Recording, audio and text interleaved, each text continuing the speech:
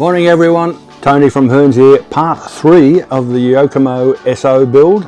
Again, this is my car. I'll be racing this year, and in theory it should even make me look good.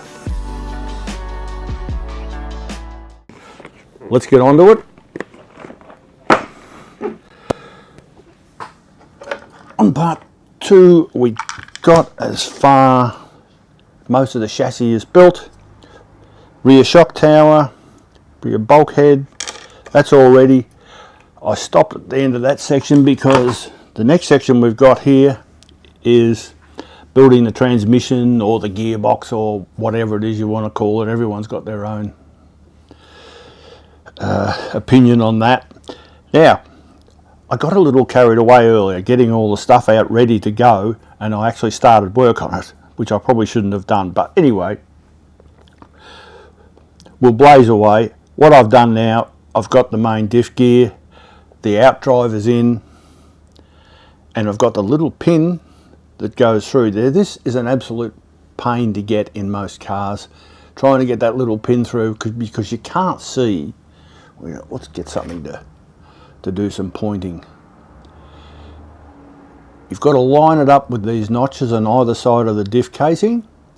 Now what I do to make sure that I know where the hole is in the outdrive is I use a paint marker and put a white mark across, so I know that's where the pin goes. It makes it so much easier. In fact, it was so easy on this one, I just dropped the pin in and pushed it and it went straight in. On so many other cars it's taken me 20 minutes and I've invented a whole lot of new swear words to get it in. But on this one it went straight in. I'm really happy with that. Make sure that the O-ring gets some appropriate lubricant on it. It says so in the instructions, don't forget it. And don't just use any lubricant. O-ring grease of some description is what you need. In this particular car I've used XTR blue grease because it was on the bench. So we've done the first part. I've got the outdrive in. We now drop the bevel gear in. You need to make sure you've got this in the right spot or it won't sit properly. Now that I've turned that round a few times and it's still not seated properly. If it doesn't seat properly, that means you don't have the pin centered. So we'll just try and move that across a little bit.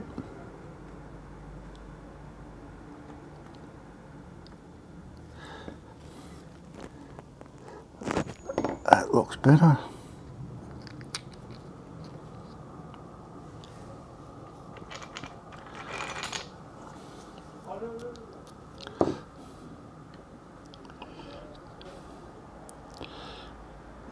Okay, now I think that's okay. Oh, it's not.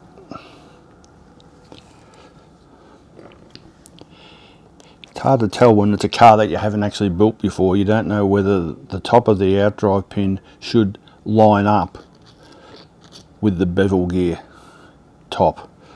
I'm actually going to tip that out again. I'm not 100% sure that's correct. Oh no, if it's not coming out, I'm going to say that's okay. You'll find out later on when you go to assemble the other half of the diff. If it doesn't sit correctly, there's no way you'll get it in. I've got the cross pin here with the 4 little bevel gears, already pre-assembled those. Once again, I got ahead of myself. There's washers that need to go on. We'll put those on. The automatic tendency here is to want to lubricate these in some way because that's what you do, but it's not necessary this is going to be in an oil bath. This is a gear diff. Drop that in.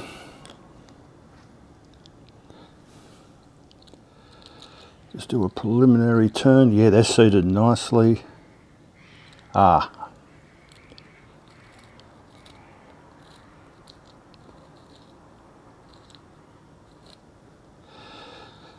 That looks pretty good.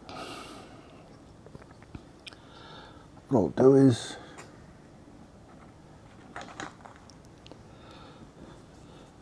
just hold this so I can turn it. Now that's not,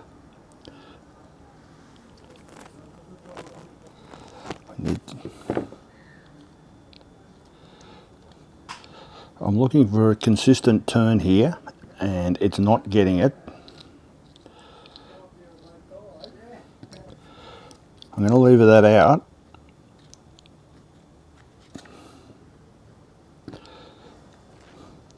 And lost half my washers.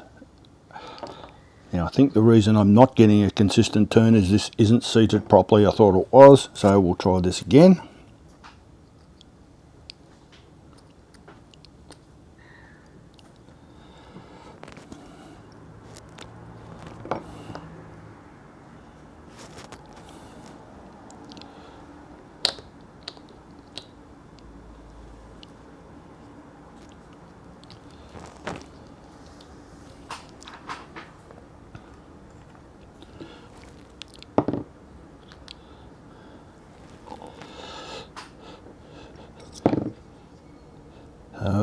Looks like I've made a fool of myself here. I said it was easy to get the pin in, which it was, but now getting the gear to sit on that pin is not so easy. What have you done? You be quiet. You just sit over there doing your stock orders. It's hard work in here. People think they know what they're doing. That's not me. Alright. We'll give that another go.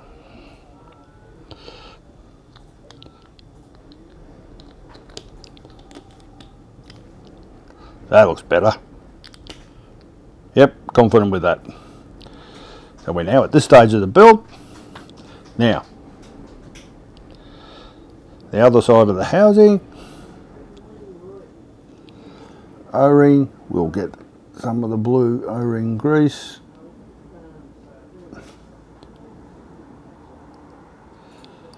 Just apply that. Yes, you shouldn't be using a hobby knife to do this, particularly on a rubber O-ring, because the chances of me cutting it are high. Do as I say, don't do as I do. Push the out drive through.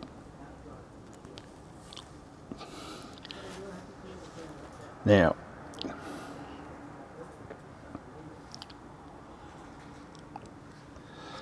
okay, one washer. Now it's much easier to put the pin through on this because you can see what you're doing.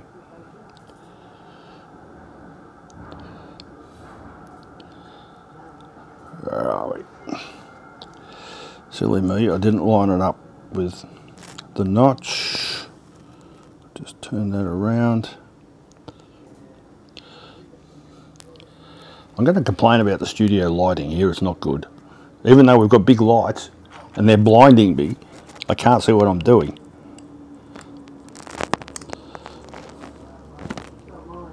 Did you hear that, BJ? I'm complaining. Even though they're good lights, they're not good enough for old 67-year-old eyes. I'm not listening. Good. Yes, you are. You want some Googles? No, I've got glasses at home. Oh, okay. I just forget to bring them in. Oh, okay. Alright, that's all done. Here's the messy bit. I'm using the oil that came in the kit. It says 5,000. This will. Just going to keep going. It tells you how far to fill it up, but you need to give it a minute or two. Well, actually, you probably need to leave it a bit longer than that. Now, this is the gear diff that comes in the kit. There is an optional ball diff available, which this car will probably get because I'm an old school guy and ball diffs are what I'm used to. And certainly, depending on the track, then you will change the diff. Certainly, at the Knox track, I'd be very much likely to use a ball diff, just ease of adjustability, and I think the ball diffs cope better with the old school type surfaces. Gear diffs, if you're running on a smooth surface or on carpet or something, then they're the way to go. We'll just keep pulling this up, it just keeps going and forever and ever.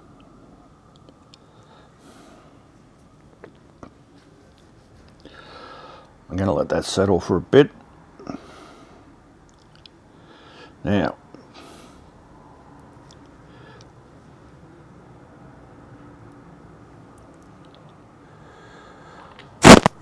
I'll get out my trusty hobby knife to put some more grease on but this time I'm actually using the YOKOMO black grease that comes in the kit. I'm going to use some of that just to help seal the gasket that goes on here. You can afford to be a bit generous with it, because this very much helps all this gooey oil stay in.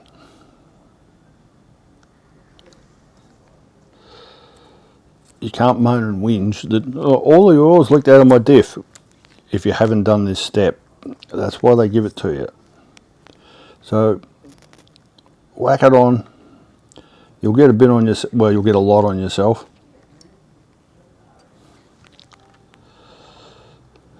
Tiny gasket.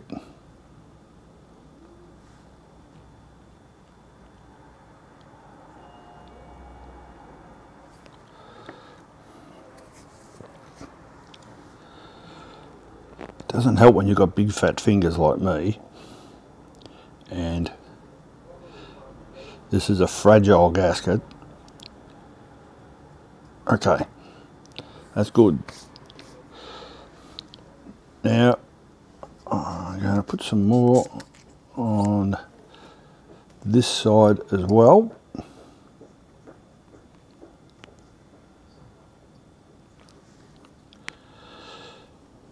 And I've managed to successfully get it all over our build mat too. Excellent.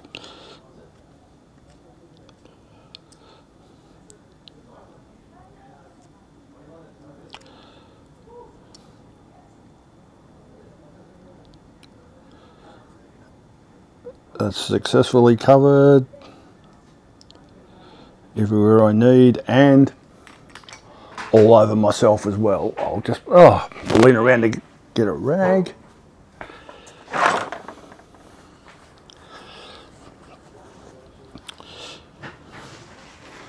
Okay, that looks about right. We've got the level about right in there, and because we put all the goop on it, the gasket will stay fixed to there. And now just move over to there, put that together.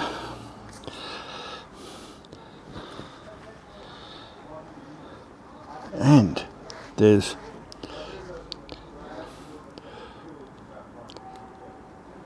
just do a prelim.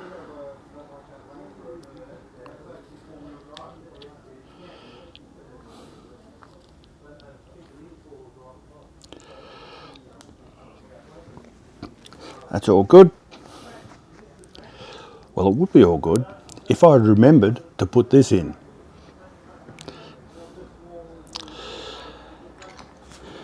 We'll just add that to the list of things that I got wrong.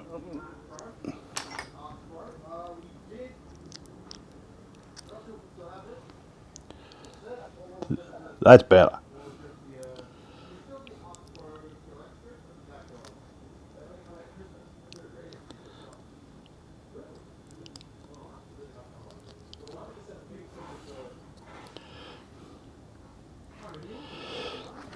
Okay, now I've played with that.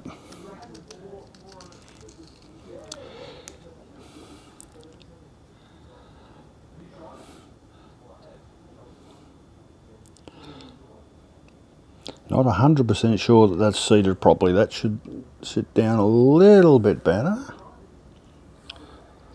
Might be alright. Now, 2x8 button head tapping screws. let's refer to the YOKOMO manual. 2x8.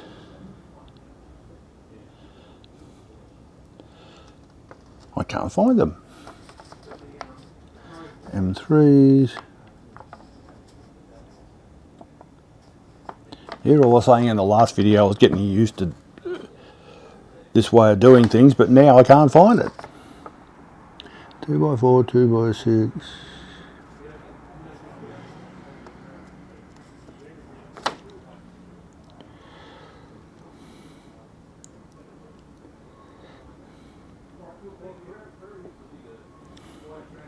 Ah, tapping screws, self-tappers.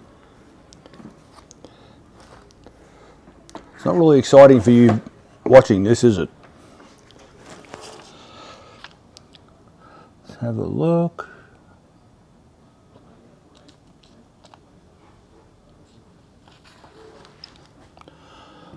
Move that over to there.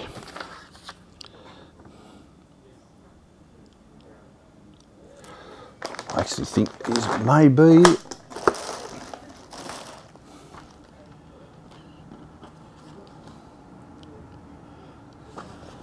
no, I thought they might be in bag 4, but they're not.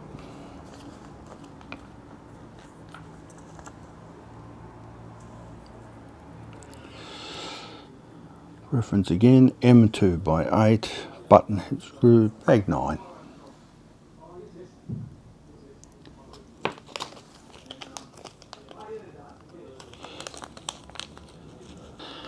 Okay, the screws we need are here, bag 14 for the button head ones, tiny little ones. Now, it specifically tells you to do it crossways. This is a normal procedure with a lot of things.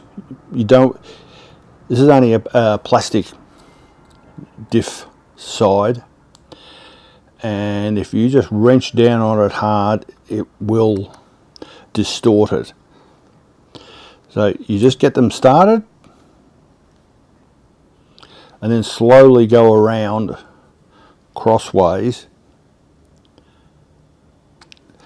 to seat them.